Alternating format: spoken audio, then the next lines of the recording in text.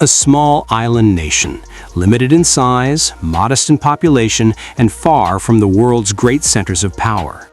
Now imagine that same island ruling over nearly 1/4 of the entire world. From the streets of London to the villages of India, from African deserts to American coastlines, one empire left its mark everywhere. This is the story of the British Empire, how it rose, how it ruled, and how it finally fell. The story begins in the late 16th century. At that time, England was not a global superpower. Spain and Portugal dominated the seas, controlling trade routes and overseas wealth. England watched closely and learned an important lesson. True power lay on the oceans. Under Queen Elizabeth I, England invested heavily in its navy. Ships were built, sailors were trained, and ambition grew. England was preparing to challenge the world. In 1607, on the eastern coast of North America, a small settlement was established, Jamestown. It did not look impressive. Survival was difficult and many settlers died. But this small colony marked the beginning of something much larger. Soon, British colonies appeared across North America, Canada, and the Caribbean. These lands provided raw materials, new markets, and enormous wealth. Britain had taken its first real step toward becoming an empire. In the year 1600, another key player entered the stage, the East India Company. At first, it was nothing more than a trading company. Its goal was simple: profit. But in India, opportunity was limitless. The subcontinent was rich, densely populated, and politically divided. The British used diplomacy, manipulation, and military force to expand their influence. In 1757, the Battle of Plassey changed history.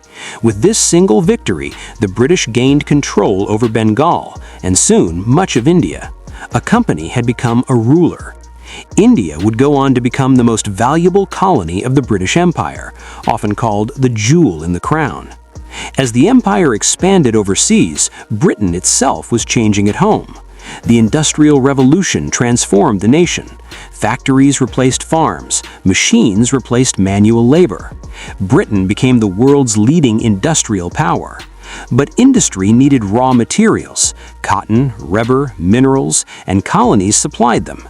In return, colonies were forced to buy British manufactured goods. The empire had become a global economic machine.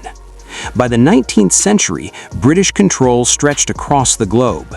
Africa was divided, the Middle East was reshaped, Southeast Asia was occupied, and Australia was settled. It was said that the sun never sets on the British Empire, because at any moment, daylight shone on at least one British territory somewhere in the world. Yet beneath the image of power and progress lay a darker reality. British rule often meant exploitation. Local industries were destroyed, resources were extracted, resistance was crushed. In India, the rebellion of 1857 shook British confidence. In Ireland, generations fought against British domination. In Africa, wars were fought to secure control. The empire survived, but cracks had begun to appear. The 20th century would change everything. World War I drained Britain's wealth and manpower. World War II nearly broke it completely. Though Britain emerged on the winning side, the cost was enormous. The empire was no longer sustainable. Across the colonies, a new idea spread rapidly: nationalism. People no longer wanted to be ruled from afar. They wanted independence. In 1947, the unthinkable happened. India gained independence, along with the creation of Pakistan. This was the greatest blow the British Empire had ever suffered.